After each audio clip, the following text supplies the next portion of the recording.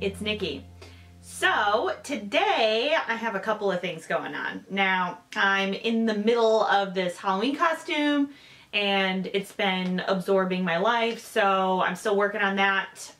So I don't really have very much to show you today, but it was my birthday, and in honor of my birthday I went to the fancy fabric store in Richmond. It's called Couture by LK Designs, and I think I told you about it last year around my birthday, where that's like my special trip because her fabric is $1 million freaking dollars, but she has some of the coolest stuff I've ever seen. So I'll show you that stuff.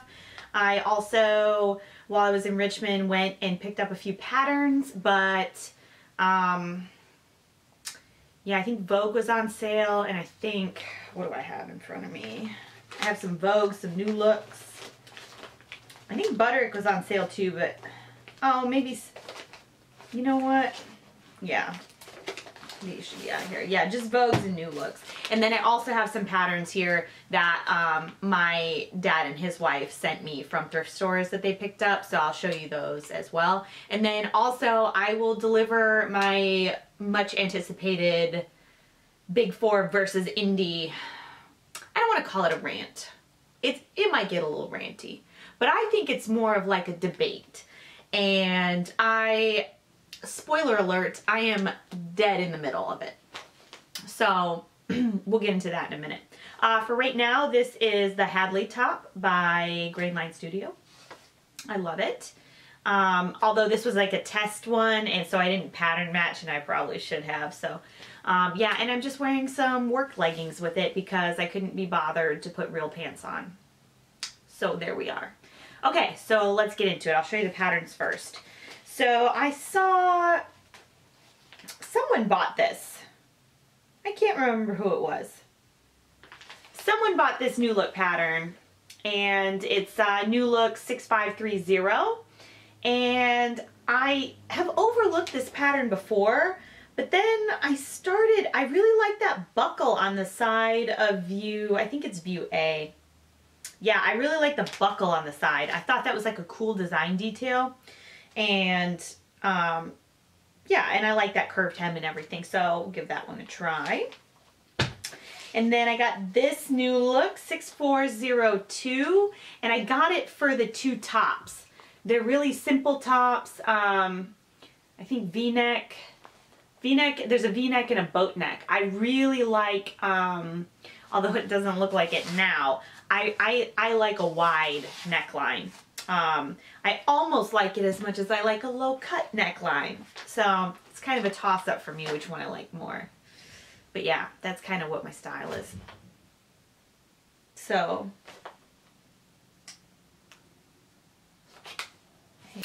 the dog was moving around. He sounds like an elephant. So yeah, so this one I think will make a nice staple.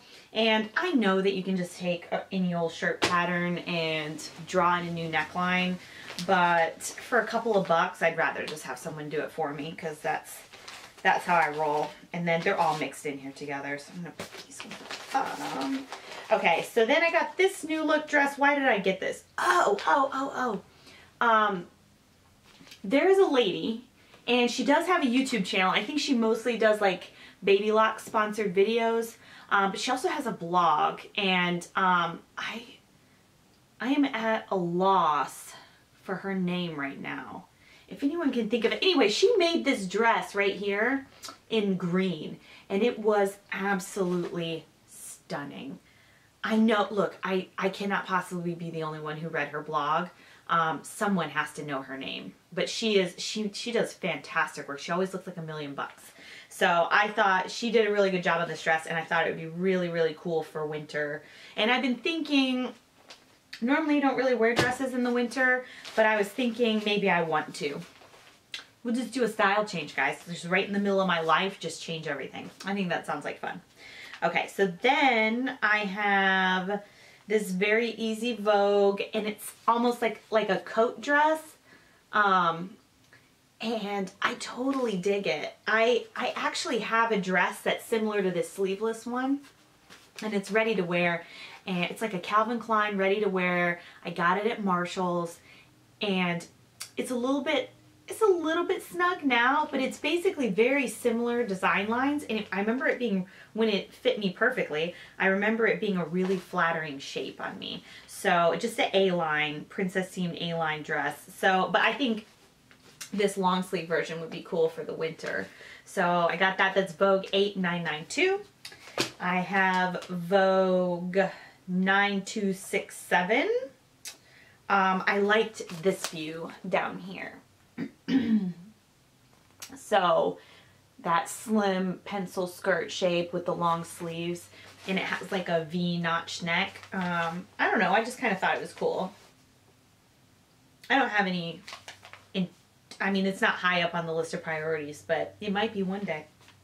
And then I got Vogue 9209. It's another very easy Vogue, and I just like the detail. I love those buttons. And then if you look at the line drawings, it's a wrap skirt, which I wouldn't have known from just looking at it. So I thought that was kind of interesting. So I'm not entirely sure how that would work out. Like, it's just interesting to me. So I thought I'd throw that in there. And then another very easy Vogue 9326. This is another one of those that looks like almost like a bathrobe coat dress. So I thought that looked really comfortable for winter, and it's definitely, I think it could have some drama to it. Is this a knits? No, it's not for knits. It's for wovens. But it has some good shaping on it, and I like the, I don't really have too many patterns that have like a dolman sleeve. So, I don't know, we'll give it a try. And then this one I just like the neckline on. So I got it mostly, I like the long sleeve version for now. See, in the summertime, I'm gonna be like, I just want to make the sleeveless version, you know, whatever. But this one, first of all, I really like this chick's outfit. Well, no, I don't. I don't like her pants. I know there's something going on with the pants. But I like her shirt and jacket combo. So that's why I chose this one. This is New Look 6351. And then I got this. This is a Vogue Anne Klein designer pattern. It's Vogue 1499. I like what they're doing with the stripes there. Doesn't this dress remind you of that Colette dress that everyone went berserk and lost their minds over? You know, the one that like fit no one right, and it was a total like nightmare disaster for them. Not to, I'm not trying to be rude, but I think, I can't remember the name of it. If I think of it, I'll tell you. But I thought that the style lines on it like reminded me of that, except I think on that dress it was more of like a curve in, and this one's just a straight line. But I like the way they played with the stripes on that, and it was all sorts of interesting to me when I was looking at it. So I got that one. And then I got this Vogue, it was the Colette Rue dress. That was the one that caused all the trouble. So, and then this one's a Paco Peralta designer, Vogue 1593. I saw this one when Inside the Hem did her like showcase of the new patterns. I think these were like early fall new patterns. And I am so into this zipper situation here. It's not even funny. I'm really into it. I don't know why I would have done a bigger contrast, but I'm a woman who likes bold moves. So that's it for what I bought as far as patterns go. And then these are the ones that my pops and his wife sent me. So this one is this old Simplicity. I think it's got to be either really early 90s or 80s. I don't know if there's a date. 1985. So I like this, yeah, I like this dress down here. It reminds me a lot of my tried and true Butterick dress that I make in the summer all the time. So I thought that looked cool. Yeah. And then this Project Runway, this is from, I probably should have looked at the years on this before I even, this is a 2008 pattern. Right here, a little tunic and a tunic dress. I thought that was pretty cool. I like the neckline on it. So give that one a try. And then this one is a Simplicity 9081. And this was made in 1979. Cool little dress. I like the sleeveless one. I think the long sleeve one just doesn't, something about it I'm not digging. It's got a funky collar to it, but I kind of like it. And then I got a couple of men's patterns. This one is from 1978, and it's a men's t-shirt, Simplicity 8550. Look at these rugged men here. I like it. It's kind of sporty. We'll see if Tim will let me make that for him. And then this one is a quick sew. And I don't think there's a date on this one, but I would be willing to guess that it's probably around a similar time frame. Look at this fella. He's serious. Serious, but look at that Mona Lisa smile right there. What's he thinking about? Probably sports. That would be my guess. Yeah. So, that's all for the patterns. Now let me grab my bag of goodies from this, the fancy store. So, I'm not really gonna go into how much money I spent on myself on my birthday in this place. But, it wasn't cheap. We'll just go with that. So, but it was my birthday splurge. Not that I don't splurge all of the time on myself, but still. So I got, oh, she gave me, this one has a swatch. So I got this boucle, and it's kind of got like a shimmery, like there's a silvery thread in here, and let's see if that works out better. Yeah, there we go. It's real shimmery. There's like an actual metallic thread, and then this is a silk, cotton, and acrylic blend, and it is incredibly soft.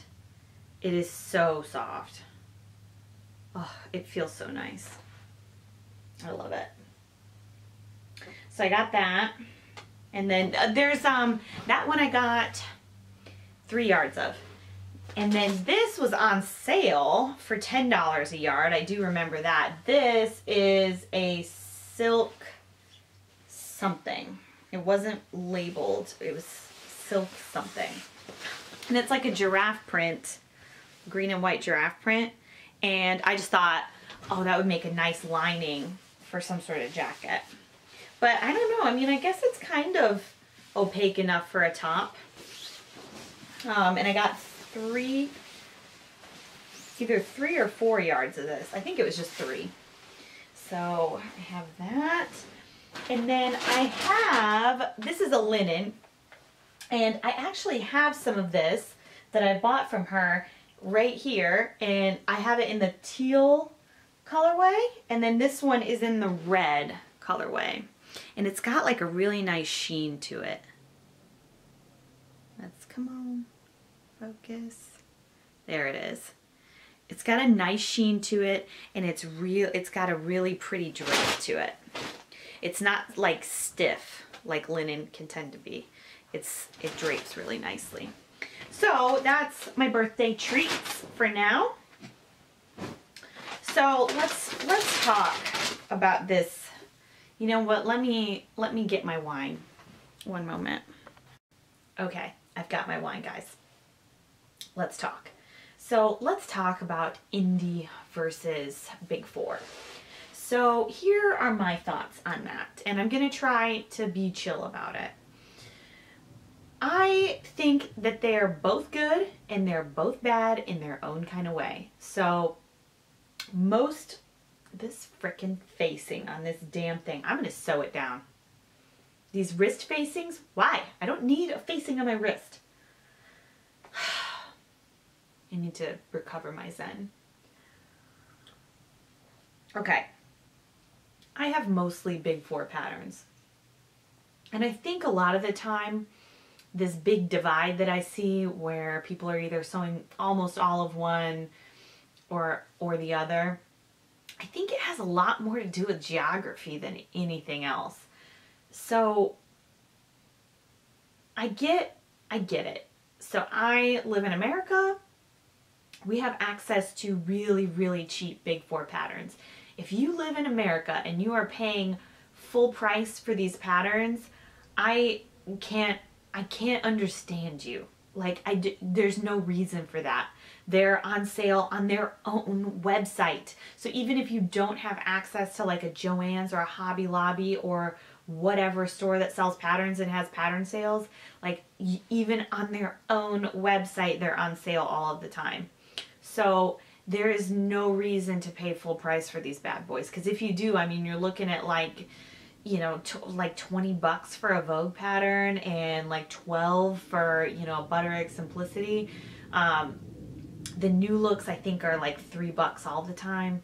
And we also have See and Sew patterns, which are also fairly, I think those are like $3 as well. So there is absolutely no reason why any red-blooded American would ever pay more than like $6 up for a pattern, right? A big four pattern. So I think a lot of that is just because that's what's the cheapest and most readily available. And even if you don't like the big four, and even if you're not super happy with the styling or the pattern art, you have to admit there is a incredible amount of variety in those patterns. There are thousands of them to choose from, and some of them are very similar, but a lot of them have interesting design details and interesting things going on, and they're different and pretty cool, and for the most part they reflect the current trends. So I just like that's why I have mostly big four, because they're cheap, there is a huge variety, and it's easily available, and I also prefer a paper pattern, right? So you can get a lot of indie patterns in paper as well. They're usually a little bit more expensive, but that's never bothered me. Like I have the Ginger Jeans pattern and it's in paper. I've also gotten some PDF patterns, and I do find it a bit of a pain in the ass to tape it together. I know that a lot of people don't mind that, and that's fine. Like, to me, the method is less important. So whether I have to print it off or whether I have to cut it, you know, trace it and cut it out or whatever, that's not really the sticking point for me, although it may be for some people. Some people just don't want to do all of that printing, or they don't want to then have to send it to a company to print it for them. I get it. There's some roadblocks to indie patterns, but the one thing they got going on is the instructions. So I would never have made a pair of jeans if it hadn't been for the excellent instructions for the Ginger Jeans. The instructions are incredible. And not only does it come with a full-length instruction booklet, but there's also blog posts that go along with it with tons of pictures and stuff showing you exactly what you need to do. It's very hand-holdy, and I dig that for something that's super complicated, right? So I think indie patterns are incredibly valuable when it comes to things that are more complicated. And I think that's kind of where that's why I don't have too many of them. So sometimes there's like a really interesting design, or a design that I just haven't ever seen the big four do, like that Hadley top. I got it for the V neckline. So not this one. This one I could probably, there's plenty of big four that would have something very similar to this. But that neckline on the Hadley top just sits so beautifully, and I love the shape of it, and I hadn't seen anything like it in the big four. So that to me makes it worth the bigger price tag of buying it.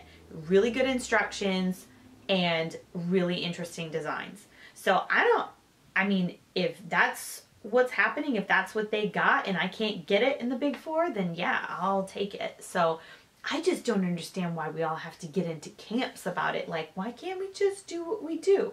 And I guess mostly I don't think the big four people have as much animosity towards the indie people as the indie people have for the big four. And I know this is my hypothesis. I think that it's a instructions thing. I think that someone wanted to start out sewing, like let's say you're sitting around, you're like, I want to learn how to sew something. And you're like, let me get this simplicity pattern and bust out those instructions and check it out. And then you get so confused, although I don't think they're as confusing as everyone thinks they are. I think some of the methods that they use are redundant, but they have a lot of patterns, and I imagine they have like already made paragraphs for most of the crap that you need to do.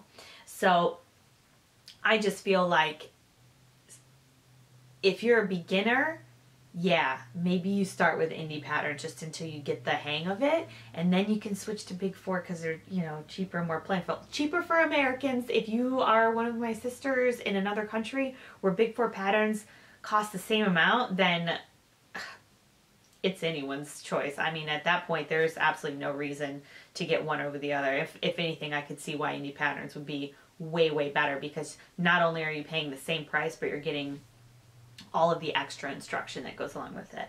But yeah, so like, I just wish that we could all get along, and I wish that we could all love all of the patterns. But honestly, I think this is a geography thing. I think first and foremost, it's a geography thing. And indie pattern designers have a lot of really cool designs. But I've noticed that a lot of those designs I can buy in the big four too. So I want to support independent operators, but we're also sitting around here talking like the big four is just this huge conglomerate crazy company, and I'm pretty sure that they're not. Like I think that from the interviews I've seen with them and everything else, I was starting to realize that I sounded more like I was taking a side, and I don't need to do that. I don't need to do that. No one needs to feel like they need to defend their choices to me. I like them both. I sew with both. I tend to sew more big four than I do indie patterns, but that's because I live in America and they're just cheaper here to buy.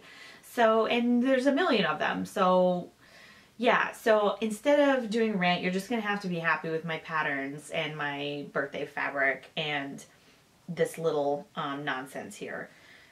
So yeah, sorry. This is going so badly. Look, I'm having an off day, guys. I'm trying to make it till Thursday. I'm trying to stick to my Thursday schedule, but I don't have the juice today. My goose is cooked.